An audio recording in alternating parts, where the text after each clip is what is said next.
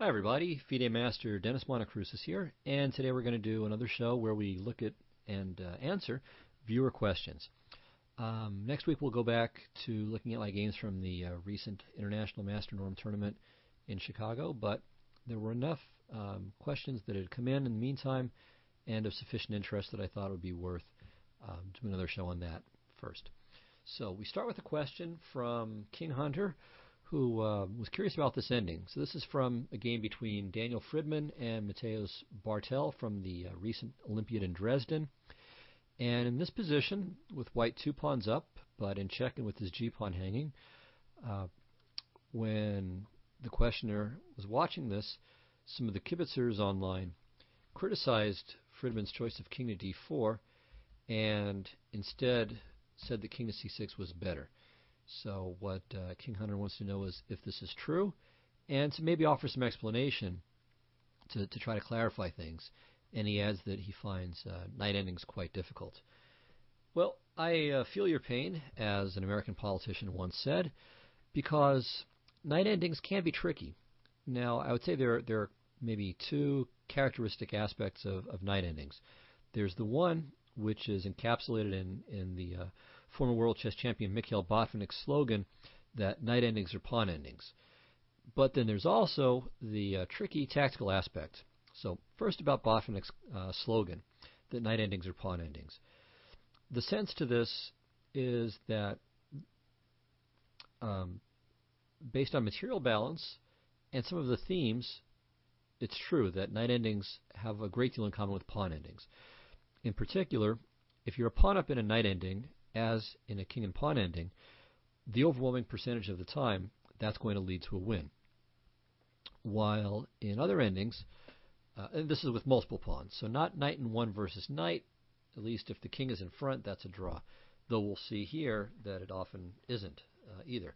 But let's say knight in 3 versus knight in 2, knight in 4 versus knight in 3, and so on, that's almost always just a straight win, while it can be a little bit more factor dependent, certainly in queen endings and rook endings and even in bishop endings.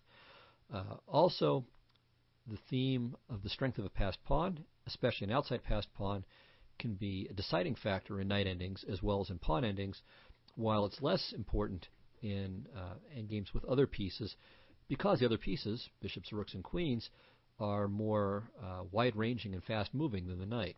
So because of the knight's relative immobility, it's less well suited to cope with passers, especially outside passed pawns. Okay, now that's the easy side of night endings. The hard side is that because of their kind of unusual movement, they are capable of all kinds of neat tactical tricks that make night endings a bit more complicated. So let's have a look at this one. I think we'll see some useful positions and some useful ideas. Okay, white played king to d4. And I think the point of this is that he wanted to keep the knight off of this e4 square and not allow it to maybe come back into the defense after, let's say, king c6 and e6 via, let's say, king takes g4 and knight going to e4, knight going to f6. So I think that was his idea. He wanted to keep the knight off of that square from which it could go to f6 or maybe to g5 to help combat the passed e-pawn.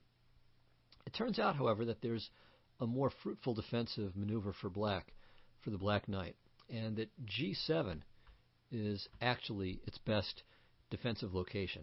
And surprisingly enough, it's going to get there via b5. So this is really the defensive idea that black would like to utilize if possible. And if the knight gets to g7, it turns out that it's very difficult for white to win. In fact, in the main line from the game, what could have happened, white won't win. So let's see how that could have gone. So king to d4, knight to b5 check, king c5, and now in the game, black played king takes g4 and lost. But if he had played knight c7 and then knight to e8 with the idea of, first of all, putting the knight on g7 for defensive purposes, but more concretely threatening king to f4 and then winning the g-pawn, he would have secured a draw. For instance, if the king goes to c6, going active, black has just enough time for king f4. And here all the white pawns, actually all of white's army is under attack here, except for the king. Now, if white tries knight to f5, this almost works. Black has to, actually black can draw, I think in two ways. So he can play king takes e5, and on knight takes g7, play king to f4.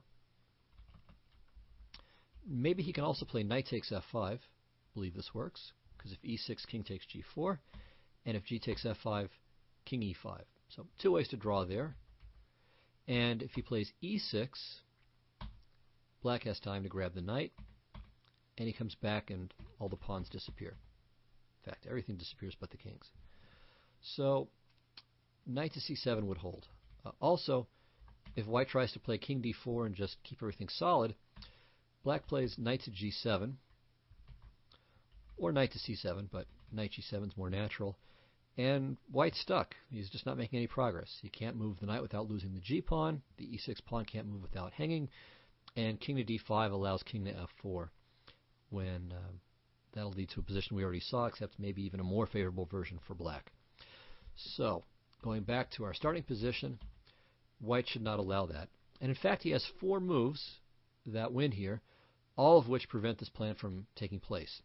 3 of them stop knight to b5 immediately. So there's king c6. That's 1.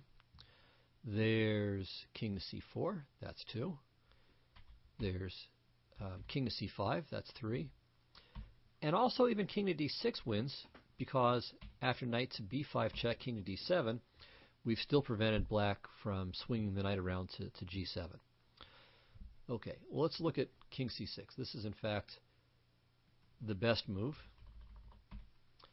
And we'll see how this works. So, first, if black tries to grab the pawn, then we have e6, knight e4, e7, knight f6. And, okay, black is covering e8, and he could also maybe play knight e8, g7, if that's a more stable square to hold the game. Now, what white wants to do is this. He's got to kick the knight away from all of these squares. So, first step is to drive the knight to g7, and that takes place with knight to e3, followed by knight to d5. Okay, black goes over to here. Now we kick the knight to g7. And now step 2 is to maneuver the knight to e6. And then it looks like that wins at first, but we'll see that black still has one last trick up his sleeve. So knight c7, king f5, knight e6. And now, at first glance, this seems like an immediate win, but black has a little trick. Knight h5, and this knight is now going back to f6, and he's threatening to do it with check on e8 queen. So king d8 is the best move here. The reason why it's best is that if you move the knight first, then black will have the option of going back to going back to g7 or going to f6. So we want to reduce black's options, and king to d8 does this. So knight f6 is forced, and now either knight c5 or knight f8 comes to the same thing, with the idea of knight to d7 terminates black's resistance. So there's no longer the opportunity to jump the knight to g7 without allowing white to queen safely, and so this is a win here. So going back to the position after king to c6, that's what happens on king takes g4. If black plays knight to e4, well, knight to e3, we save our pawn. And now if black counterattacks, he's too late. e6 takes, e7, knight f6 is forced, g5, king d7, and we promote. And black's king can't catch up to the pawn. So after knight to e3, black has to try to mark time here, defend passively, but now king d7. We just push the pawn up to e6. That's all that was about. And now we're going to maneuver the pawn to e7, pardon me. So we've done that. And now the funny thing is that it's the black king rather than the black knight that's stopping us from promoting the e-pawn.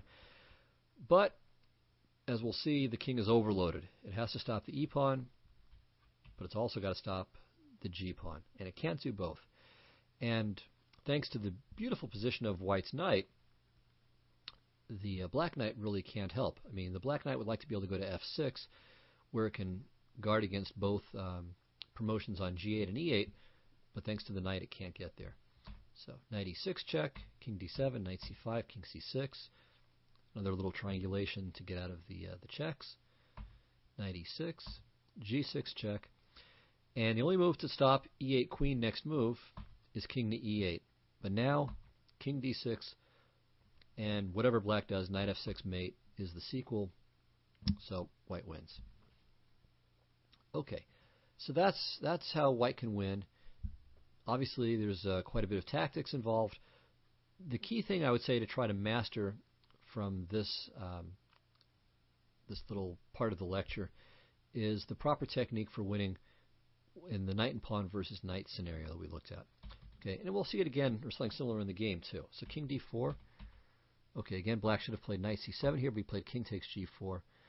And of course, if king takes b5, king f5 is a draw, but white's going to push the pawn. So e6, e7, king d6. And once again, we get the same situation as before, where white is going to try to take control over the e6 square.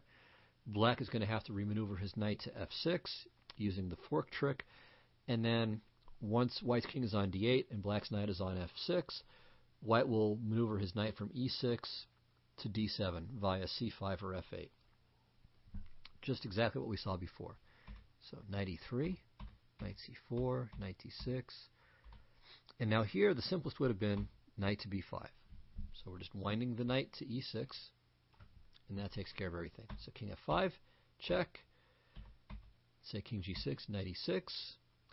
And here, okay, it's even better for white because black doesn't get the chance for his fork trick because white gets his own. Knight f4 check wins.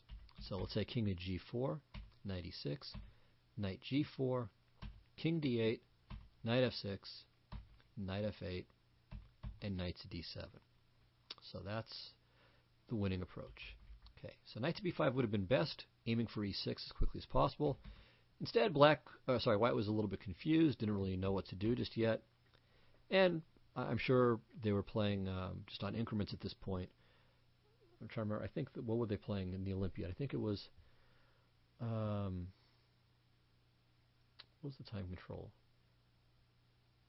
I think it was just game in 90 or 30 and 90. I mean, and with maybe 5-second increments. I mean, it wasn't very much. So I'm sure it was just permanent time trouble, and Friedman was probably, to some extent, moving around a little bit to gain some time on the clock and figure out what he needed to do. But at any rate, the key is to put the knight on e6. And finally here, he's ready to do it. So in this position, Bartel played knight h5, and white played king to e8, knight e6. And here, okay, knight f6 would have been the best try. But still, we already know what this looks like, king d8. And now we just put the knight on d7. No, actually, yeah, sorry, we have to maneuver a little bit, because on knight to d4, black plays knight to e8. So white has to be a little bit more clever. So knight to d4, and now knight f6. All right, so he's driving the king away from f7. And his idea is to put black into kind of a zugzwang here. So if king f7, knight e5, this is the key. So we want to play knight to d7, but we can't do it when black's king is on e8, because then he can just switch knight e8, knight g7. So by doing it this way, he won't have that opportunity. So king e6, knight d7 is the end. We're going back here, king f5, knight to b6, and white gets knight to d7 before black can play king f7. So that wins.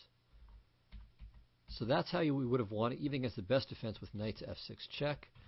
In the game, black played king to f8, and this is just bad, loses right away. King f8, and black resigned. So the knight can't go to f8, f6, excuse me, or to g7.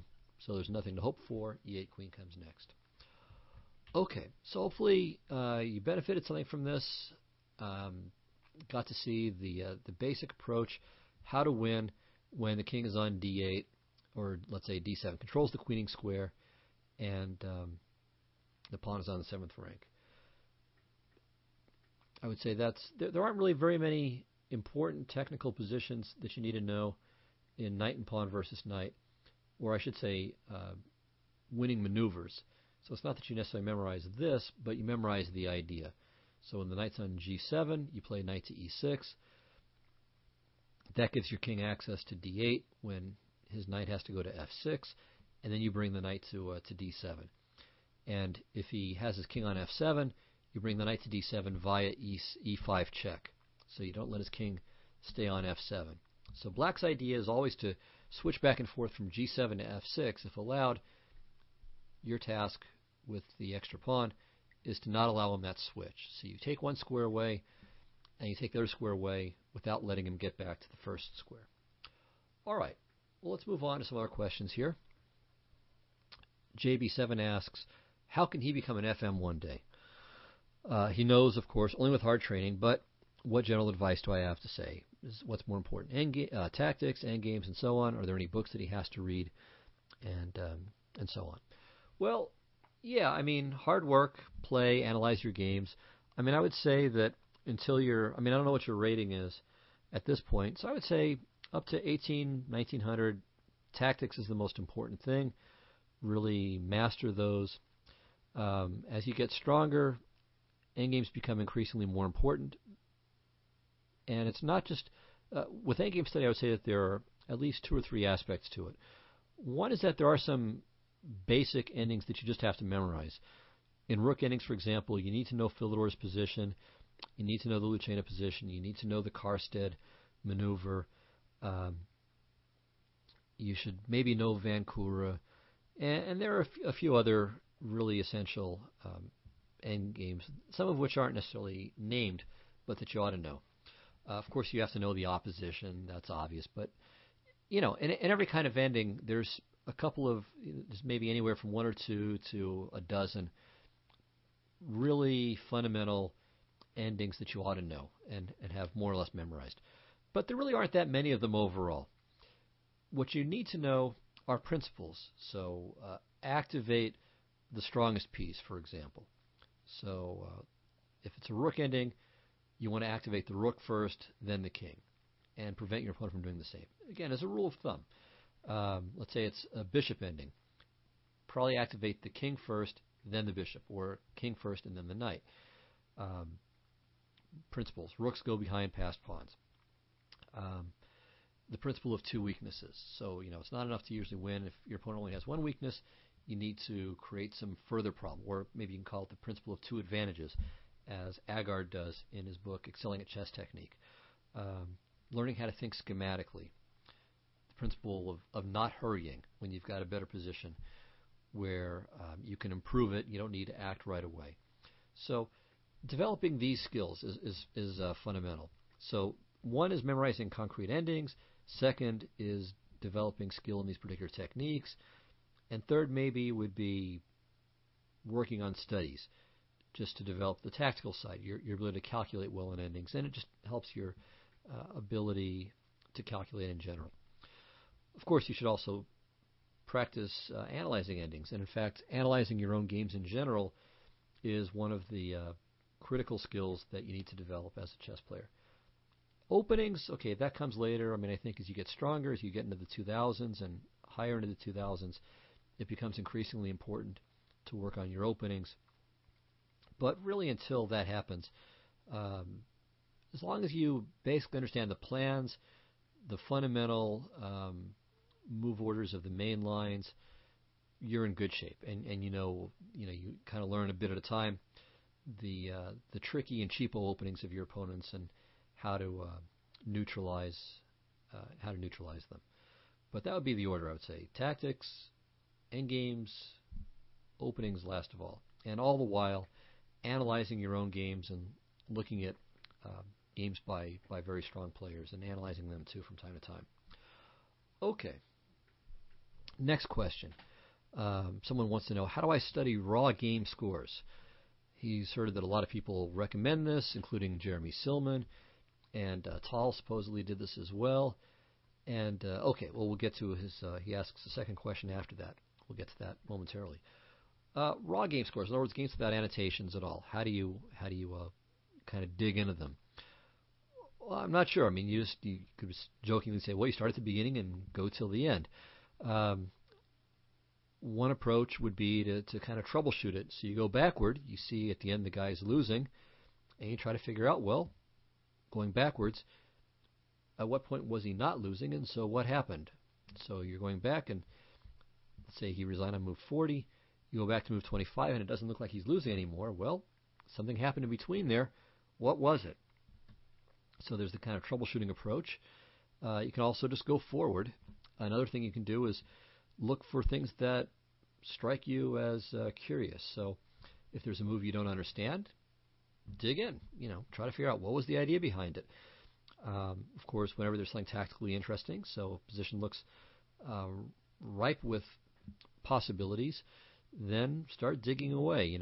Just sit down and start analyzing as if it was your own game. So there are all kinds of things that you can do. So when you don't understand something, get to work at it. If the position just looks rich, start analyzing it. Or, again, take the troubleshooting approach. Another way in which raw game scores can be used, I would say, is in learning openings. If you're trying to learn, let's say, the Queen's Gambit declined, you can find with black, you can find some very strong player who utilizes it successfully. Examples would be Bilyavsky or Short, Karpov, Kramnik at one point. So at different points, they all were regular exponents of the Queen's Gambit declined. So create a database of one of their games, or of all of them, but I would say keep them separate because they'll each have their own distinctive slant on how to play that opening. So create a database of their games. It can be with raw scores, and just zip through them quickly. And I think by doing that, you get a feel for what proper play in that opening should look like, where the pieces go in that ending, in that opening, and where they tend to go in the middle game, what the general plans are, what are the problems. You can also see the evolution of that line. Let's say your database hero plays a certain way for a couple of years, but then all of a sudden he stops playing it. So then something happened. Did he just get bored of this, or is there some problem that got solved? Also look at the evolution from game to game. Maybe, let's say Bilyavsky wins a couple of games with a certain idea. You got to figure White's not going to keep playing the same way every time. So when White plays something different, try to figure out, stop and ask, well, okay, how does this change things? How does this new idea, this new move from White, prevent Bilyavsky from using this idea that was successful earlier? And likewise, Bilyavsky may change. So maybe he loses a game. You see something new. Try to figure out, well, okay, what was White's idea in that earlier game, and how does Bilyavsky's new move change that? So things like that, I think, can be quite useful. Okay, another idea or another improvement idea that Jumpin' Mustang asked is, what about memorizing 20 to 50 high-level games as a way of boosting your skill? This was recommended on some web page by a master. Well, I think here, I don't know if the web page was by Zyatinov, but Rashid Zyatinov was an IM. I think he became a GM eventually, who wrote a little pamphlet/book called GM RAM, where he advocated this, and in fact advocated a specific group of games, and said that if you memorize all 50 of these games, you'll become, I think it's a master, was his claim. I find this wildly implausible. I can easily imagine a bad player memorizing 50 games and still being a very bad player. So if this works, I think it would work for a number of reasons. One is because just the individual is taking the game more seriously and trying harder, and as a byproduct of trying harder, that person will progress, and memorizing the games will just be one more step on the way to doing that. A second thing is that if you analyze these games carefully, maybe learning the lessons from these games will help one to improve. But just the raw memorization, I think, will do very, very little. What else? I think I had one other point that I wanted to make about this.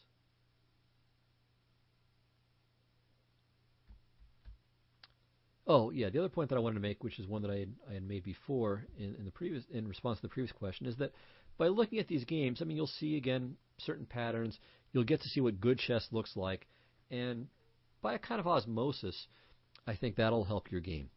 But as some kind of magic foo-foo dust that will enable you to just become a master just by virtue of memorizing games, I think that's just a preposterous idea.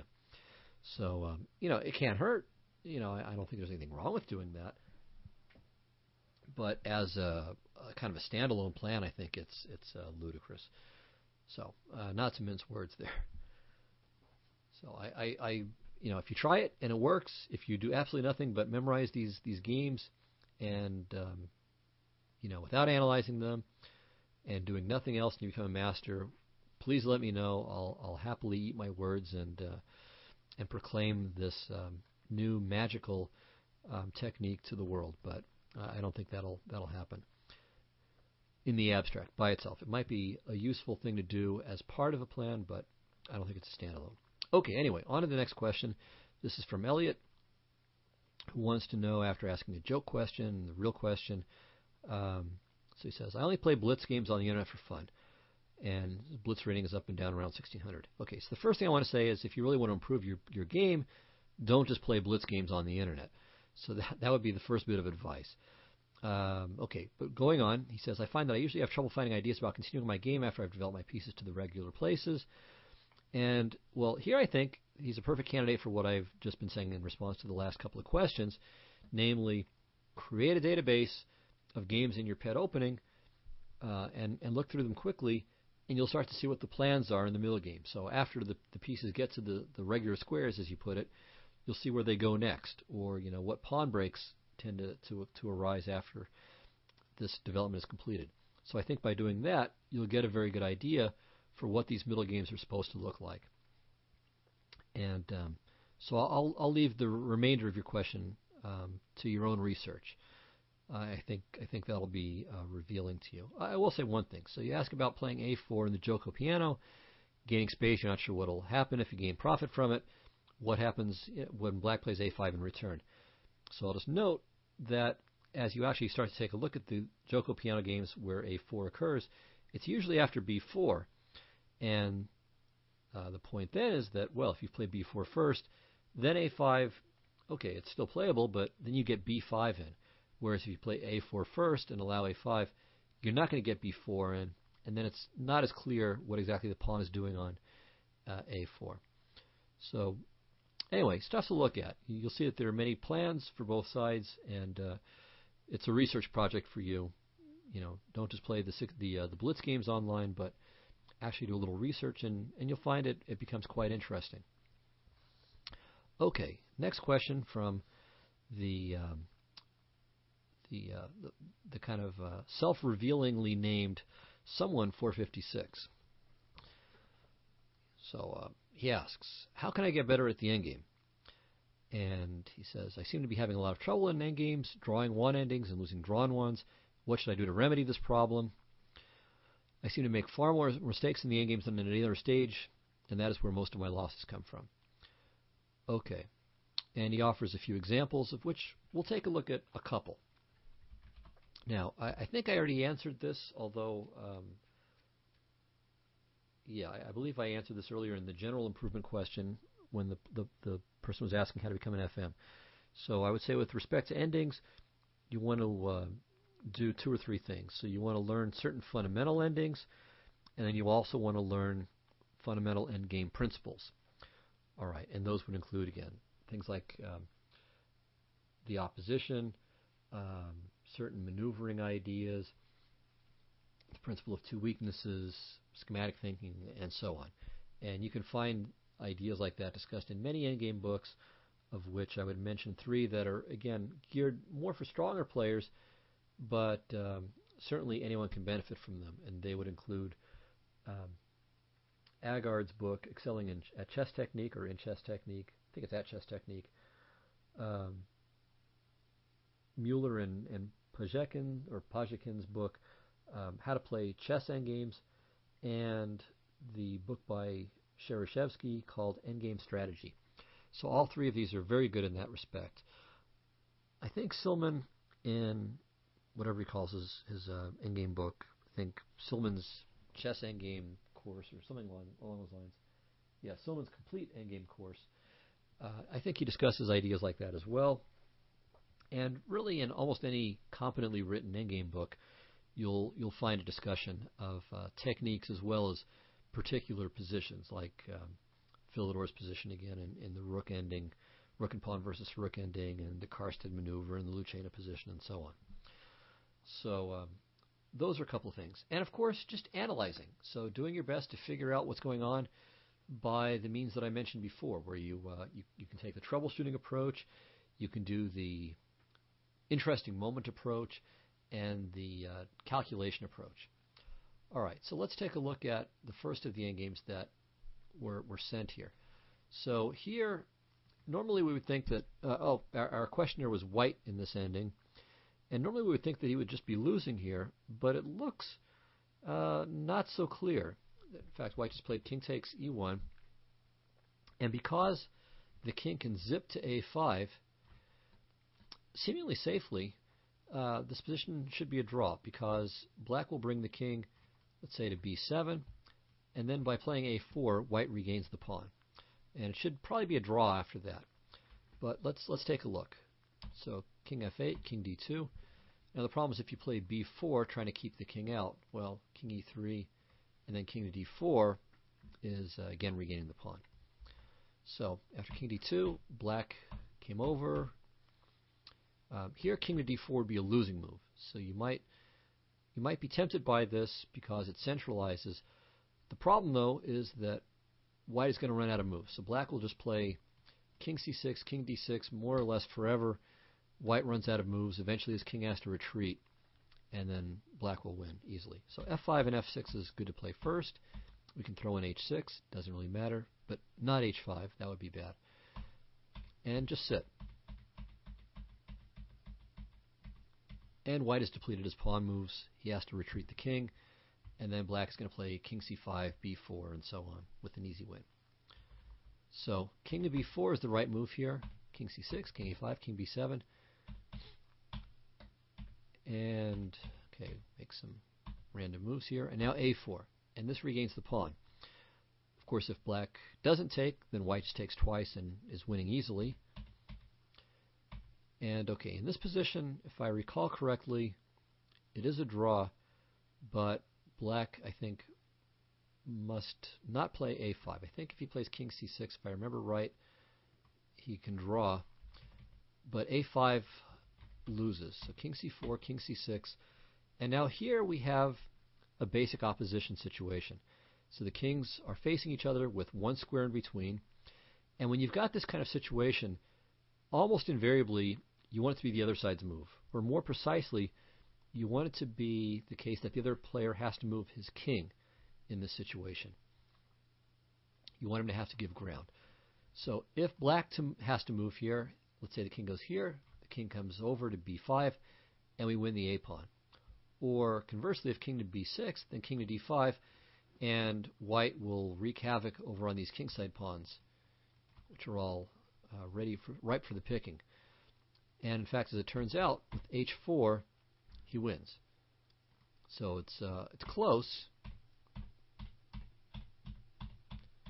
but thanks to this g4 trick and the bad position of the black king, white wins. So both sides queen, and black even gets to queen first. However, queen h8 is check and forces the exchange, and of course white now wins with the remaining pawn. So h4 is actually a winning move. Instead, white played b3, which lets black draw. King b6. And the difference now is that, first of all, the h-pawn is a square further back, and that's really the biggest difference. And because of that, well, two big differences. The h-pawn is further back, so this time the pawn will only be on h7, will only be going to h7 after black queens. Secondly, black's king is going to take the white pawn on b3 and not on b2, so even if the pawn were on h4, it wouldn't matter, because black's king wouldn't be on b2, and the black queen on a1 would cover the h8 square. So now white just has to go back and forth and draw. Now, b4 is another error, and this is once again a thematic idea. So just as we had the opposition before, and that needed to be taken into primary consideration, here b4 is, generally speaking, a poor move because it gives up an outside passed pawn after a4. Now it turns out that white can just save this game still, but it's a lot more scary now because his king is going to end up being further away. So the value of an outside passed pawn compared to an inner passed pawn is that the king that's defending against the outside passed pawn has to go farther away from where the rest of the action is. So this is where the kings want to end up. And so if white's king has to be further away from that little box over on the king side, it's obviously to his disadvantage. So b4 is a very poor move as it allows black to create the outside passer. But while it's poor, or it's dangerous, let's say, it actually is good enough to hold with proper play. But king to d3 is the right move here. It's the only way to hold. So now after a3, see the point is, okay, king to b5, king c3, and this will be the same thing. If the black king retreats, he's made no progress, and if he pushes the pawn, white's king is just in time. Okay, and we'll see this in our main line here. So king d3, a3, king c3, king b5 comes to the same thing. And white gets to hold here. And in fact, if black goes crazy with h4, this is in fact a blunder. White even wins with king to f2. Black's king is going to have to go scampering back, and in the meanwhile, white is going to win the f-pawns. So this is a losing idea for black. But if he just goes king to d4, king to d5, he'll hold the draw. Okay. Instead, after a4, white made another blunder, b5, and now a3, and here the white king is going to be too far away. So king b3, king b5, king a3, king c4, and now black's king, of course, gets there first. And it's an easy win. So to improve your endings, analyze your endings. That's just absolutely essential. Work on these fundamental endings. So if you know these basic ideas, like the opposition, the value of the outside passed pawn, and so on, then you're less likely to make certain kinds of errors in your actual games. Okay, so this is a very useful example. And we'll look at a second example of this, but we won't look at all of them. He presented like 5 or 6 games. 2 is enough. But this is also a very, very useful and thematic kind of ending. So this is a classic. It wasn't a French defense, but we have a classic French defense style ending where white has, I mean, even the pawn structure is out of a French, where white's got all of his pawns on dark squares, which is perfect. Black has a bunch of pawns on light squares, which is perfect for white, but not for black. White's knight is wonderful. Black's bishop is miserable. And now let's see what white should want to do here. Okay. Well, the white knight has, has quite a few nice outposts. There's d4, which will tie black down to the b5 and e6 pawns. There's, in some positions, putting the knight on f4, especially if black gets a little sloppy and pushes his kingside pawns, again aiming at e6. And black also has to be very concerned about white's king getting to c5. If white's king gets to c5, the game is just over, because the b5 pawn will be lost and life will be just, everything will be just trivially simple at that point. So black has to find some way of holding on to all of these problem spots.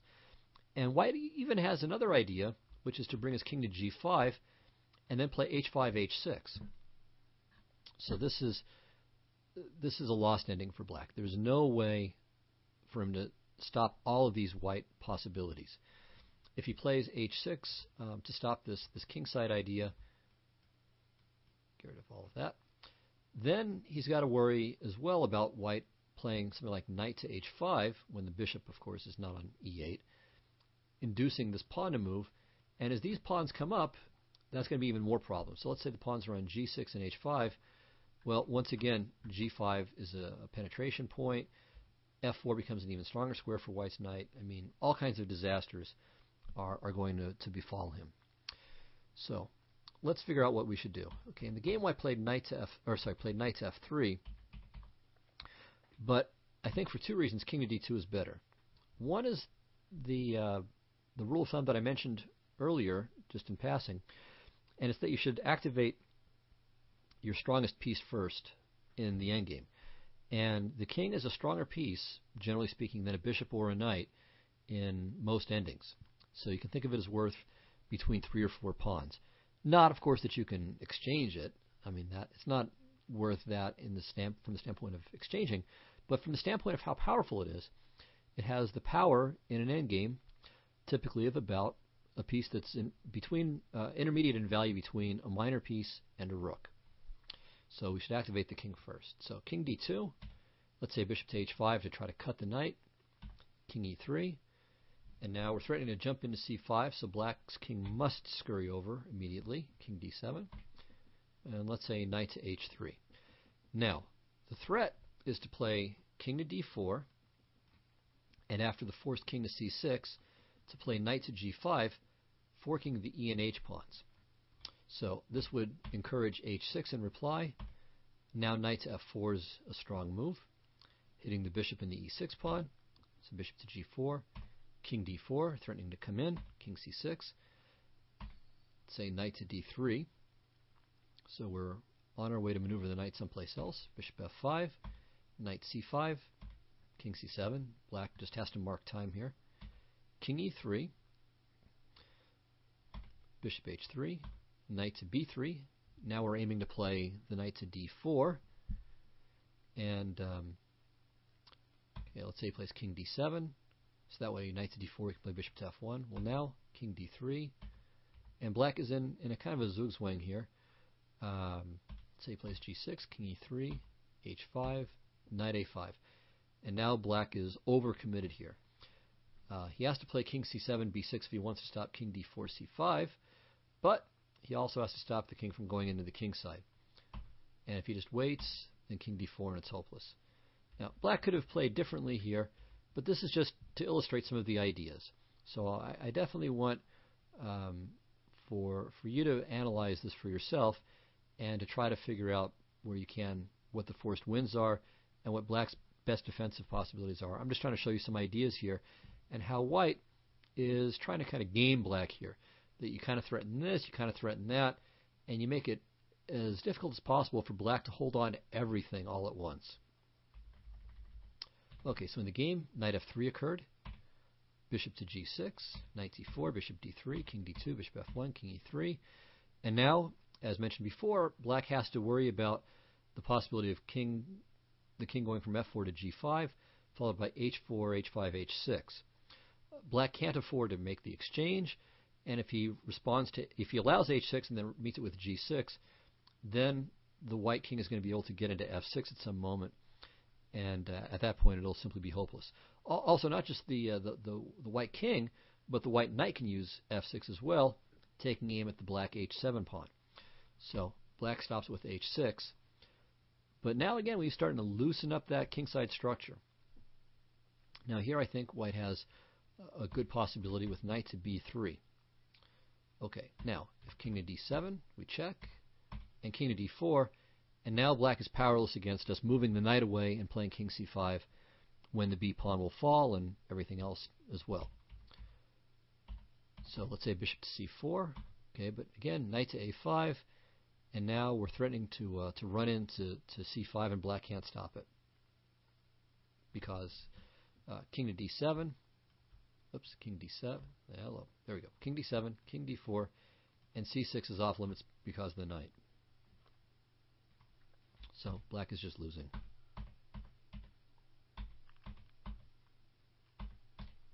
And there goes the pawn, and once that's gone, the b pawn starts going, and black's pawns remain weak, and it's an easy win. Okay, so here white played king f4, and here I think white really starts losing the thread of the game. After h6 has been played, it's not really clear that there's a purpose. Well, no, that's not quite true. Okay, so king f4 actually isn't bad yet, because now the threat is to play king g4, maybe, and king h5, hoping to come in to g6. Now, from there, black can play king f7, and, okay, I'm not sure how white makes further progress at that point, but it can at least consider it. It doesn't hurt anything yet, and we can at least kind of test the waters. And in fact, it worked out perfectly because black played g6, which is another weakening move. Now here, white should switch gears. So the king no longer has anything to do on the king side. And there's no sensible pawn breaks on the king side. But what we can do is try to maneuver this knight to f4 to induce a move like g5. Because then we're creating more weaknesses, and then maybe we can blotter this pawn. So let's say g5 happens. We'll then maneuver the knight to f3, inducing g4, and then the pawn is ripe for the picking. It'll be vulnerable to all of white's pieces. So I think among the good possibilities here, there's knight to c6 check, king d7, knight a5. This is going to strongly encourage maybe black to play king c7 to b6, and then maybe we remaneuver over to e6. So that's one idea. Another idea, again, as I mentioned, is just to play maybe knight f3 right away. So this is quite possible with the idea of knight h2, g4. One thing you got to be careful about, we don't want to play knight to e2 and get the knight stuck after bishop to e2, but king e3 we can get out. So another possibility, again, worth analyzing. All right, in the game, white played king to g4. It doesn't hurt anything, but it's also pretty much a pointless move. So bishop d3, king f4. Yes, this is the ideas that I mentioned before. Black does not want to play h5 because the king will go to g5. So white can consider, again, knight f3, knight h2, knight g4. That's what that knight arrow to g4 is supposed to be about, to induce h5 and then to penetrate from there. Anyway, black played king to f7. And now here white made a very bad move. He played g4. So this is doing black a tremendous favor. So first of all, it takes away the square from the knight. So there's nothing now that forces black to push either of the kingside pawns. Also, the pawn on g4 can be a target. Now, it's not that black is going to win it necessarily, but if white's knight and king go elsewhere, bishop to e2 could prove annoying. And maybe, just maybe, black can even play g5 and bishop to e2 if white's king and knight leave the area, which at some point they're going to have to do. White can play g5 himself, which he in fact ends up playing, but then there's no longer any penetration routes over there. So the g6 pawn is weak, but it was already weak. It didn't need the help of g4, g5. And all we've done, in effect, is prevent our king from having an entry route on the king side. So we've really reduced our options, and it's a lot harder to win after this, and I'm not even positive that we can win after g4. So let's look at some other possibilities. First of all, there's simply knight to c6, which I think is probably a winning move. Again, with this idea of king e3, king d4, king c5. Or maybe even more accurate, king to e3 right away. And then, okay, among other things, knight f3, king d4, king c5. We're there. We beat black to the corner, and the knight's going to return to d4. And this is just hopeless. Okay, black can resign here with a completely clear conscience. Okay, another approach, knight f3, say king e7, knight h2. So we'll illustrate the idea I mentioned before. King f7, knight h4, or knight g4. Okay, now if he plays king g7, trying to avoid a further weakness, well, we just come back over to c5, and that's going to be decisive. And if he plays h5, now we come in this way. And we'll see how we can make further progress over here. So let's say king g7, trying to keep the king out. Knight to d1, knight e3. Okay, so here we're maximizing our potential. Black has to play bishop to f5. Can maybe play knight to e2 here. And now king h6. All right, and there are various ways. This is by no means the only way for white to win, but this is pretty good. You can see that black is pretty close to being in Zugzwang here. The black king is stuck defending the g pawn and the e pawn. The black bishop has to defend the b5 pawn. So bishop to c4 or bishop to f1 are the only two moves that don't just lose material. Now knight f3, knight g5, king g7. And now we've made decisive progress. Among other things, we can follow up with knight f7, knight h8, or knight h7, knight f8, if that looks more attractive to you. In both cases, the g6 pawn falls, and black gets no compensation or counterplay in the meanwhile. Suppose there is one idea that black can consider as the last gasp, maybe king d7, king c6, d4. It should be too slow, but we will need to examine that possibility. That aside, there's nothing to hope for. All right, so back to the game. After g4, I don't think there's really. I'm not sure that there's a win. If there is, it's not readily apparent. So king e7, king e3, g5. I mean, again, it might be worth trying to swing the knight to f4, trying to find some way to maneuver the knight here without allowing the exchange, of course. Once the exchange happens, then it's a draw, as long as black's king gets to c6 or b6. Because if we can play the knight to f4 and induce g5, then we can attack the pawn on that square. But other than that, there's not too much to try. So king f4, king d7, g5. Okay, this is just bad. h5. And here white played king to e3, and the game was agreed drawn. And this is, again, quite premature. I mean, even if you don't see how to win it, black still has plenty of weaknesses. I mean, there's absolutely no excuse for not trying. I mean, it's impossible for white to lose. I mean, white can put his king on a1 and go back and forth to h1, to h2, to a2, and go around in circles and not lose the game. So it's just target practice. I mean, it's absolutely free chances for white. So, you can do various things. I mean, you can try maneuvering the knight to f4, try to get the king over to c5, and see if you can get black leaning too far one direction or the other. Because he's got to always keep an eye on all these things. There might be some threats to sacrifice a piece in some situation. So there are quite a few things that you can try, and black always has to be really careful that he keeps everything covered and doesn't go too far in one direction or the other, because you can switch gears. So this, I think, would be a very good analytical exercise, trying to figure out if there's some ingenious way for white to win by zugzwang or by kind of stretching black's defenses too thin. Maybe there's some variation where you can sacrifice a piece on d5 or h5 somewhere, right? Just, look around, experiment, and that's part of how endgame skill gets developed. All right, so finally, one last question here. This comes from Perseus, who asks a question about the ever-difficult subject of chess etiquette. So he says this: in my games, 60-minute and up, I often gain a fairly significant advantage on the clock. It's not uncommon for me to have 20 to 30 minutes left when my opponent is down to 2 or 3 minutes. An opponent of mine recently complained after his timer ran out that I only won because of the clock, and that he'd played better. Neither argument impressed me. He thought it was unsportly of me to flag him while he had the better position, which he did have. But it looked quite defensible, and the position was complicated enough for him to mess up in time trouble, not to mention the fact that there was no increment, which is why I played on. I pushed him back a little and gained a bit of an advantage before his flag fell. So my question, if there's no clear way to win or draw for either side, is this proper? If it is, where exactly should I draw the line? How much time? Okay. For this kind of question, I would maybe distinguish two kinds of cases. One case where the position is really just dead drawn, and everything else. And in the positions that you're describing, that would seem to fall very, very firmly within the realm of the everything else. In other words, it's not a dead draw. It's just a position where your opponent's maybe a little bit better as he's running out of time.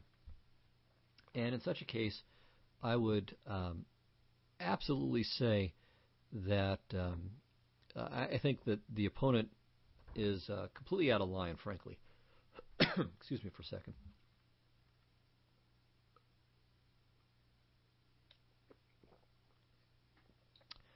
Okay. So yeah, I mean, I would say that the player who is losing on time, or it seems to be the case, losing on the board on account of running short of time, has absolutely no claim whatsoever. I mean, it's just being a bad sport. And really, I think your task, Perseus, would be to extricate yourself from the conversation without just being downright rude. because I think that's just the game. I mean, we're playing with the clock, so of course, if it takes you all of your time to make sufficiently good moves, then that's the price you pay. You run short of time, well, you lose the game. So I have no sympathy for the guy. Whatever, I think he's being a poor loser, and just be polite, and maybe he'll be more in his right mind after he's had some time to calm down. So no, I think well, what's the guy going to do? I mean, let's say he wins the game because he's made these good moves, even if he's short of time. Is he going to apologize to you because you moved quickly? Of course not. He's just going to win the game and take his point and the money and whatever else. So no, I think it's just an absolutely objectively stupid thing for him to say, and rude, and no sympathy whatsoever. Now, the more interesting case, I think, is when the position is really just dead drawn. Let's say it's bishop of wrong color rook pawn. So let's say you have a dark squared bishop, and you're trying to promote your a pawn, and you're white. So let's say your pawn is on all the way back on a2, and you play for 400 moves. So you make 49 moves, you push the pawn, 49 moves, push the pawn, and so on, and you win on time that way. All right, that I think is pretty, is kind of low class. It's legal, it's not against the rules, and in fact, really your opponent has recourse against that too. So the opponent can talk to the tournament director if you're playing in a USCF rated game. The director will will put a time delay clock on the game, so that way you can't just put the guy over on time. And I think FIDE has something kind of similar. There's also a way out in a FIDE game. So if you're playing another country and it's not a FIDE game, I don't know what the rules are there, but there may be some kind of similar expedient that the defender can use in that case. So, all right, I mean, I think that's a bit Bush League. You can do it. It is legal, and it's your opponent's responsibility to know the rules and to know what he can do. But there, I think, okay, unless in a position like that, I mean, unless the guy has 1 second left, right when you get it to the beginning of that ending, there I think, all right, I'd probably put my opponent over on the clock too, and make him call it. But I mean, if he's got 40 seconds, he's got a minute left, and it's just a matter of my trying to make 400 moves to put him over on the clock. All right, that I think is kind of crummy. But even there, you can at least consider it and put the burden on your opponent to know the rules and to take the appropriate defensive reaction. But whatever your opinion on that is, and I know people have different points of view there. The situation as you described it, your opponent is completely in the wrong, and you're absolutely right to play and to go for the win even on the clock. I mean, why not? He's trying to beat you on the board. I mean, he doesn't get a free shot where he gets to use all of his time, make the best moves he possibly can, and then get bailed out just because he had some advantage in the final position. So, no, do what you think gives you the best chances in that scenario. He's trying to beat you. You should try to beat him. So, okay. Well, that's all the questions we have for this time. I hope you guys found this instructive. Certainly, I hope that the people who asked the questions found this useful and instructive, but I hope others did too. Next time, we'll go back to my Chicago games. And in the meanwhile, let me remind everyone to check out my blog at chessmind.powerblogs.com. I plan on having pretty thorough coverage of the Super Grandmaster tournament that starts, I believe, tomorrow in Nanjing, China. So thanks again, everyone, and I'll see you next time. Good night.